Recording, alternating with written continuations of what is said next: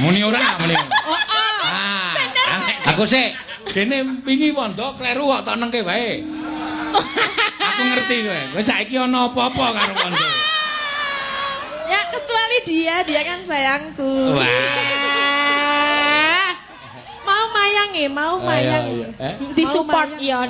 Maya Pak Pondo Mayang, Mbak Statin mensupport Iya, nyinden tak juga. belan-belanin dene lho, aku nyinden awan lho mau. Maya Pondo iki disenengi Tatin mergo ora ndek untu kok.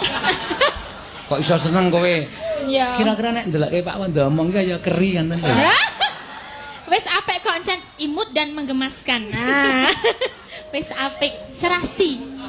Imut kok. Berapa wis? Salaman sih ya. Modar kowe syukur. Betul. Aku ora tanggung jawab. Aku wedi karo Tatin kok kowe Yo wani. seleman sikik lo setitik. Salaman arep ngapa? Yo berdamai. Loh, kita kan enggak musuhan. Iya, tapi takut dimarahi. Ya itu resiko. Oh resiko. Iya, kamu berani sama saya ya resikonya itu. Resikonya ngono.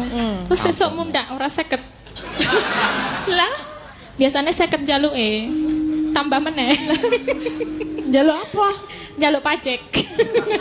Njaluk pajak piye? Jaluk pajak. Nek oleh saweran tidak aku 50. Dong ora? Wo, mula kok Tatin saya lemu. Penganggone saya akeh iki berarti sinden-sinden iki nek entuk saweran pajak dheke 50 to? Nggih, tapi tinggal tuku seragam. Oh, tuku seragam kok pajak. Harusnya jenengan berterima kasih sama saya. Ngopo mergane? Lah mergane jenengan kan kok seragam sing tuku aku Ani rak kowe njaluki pajak sinden-sinden. Lah kene kan bukan dari jenengan. Lah kowe ora nembung aku malah tak paringi.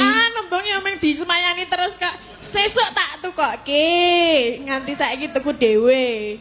Iki sing tuku sapa iki? Merah putih iki. Urunan Kabeh urunan. Sing endi meneh tabelane Mbak Tatin saiki? Sing putih mau bengi. Sing mau bengi ya urunan. Urunan.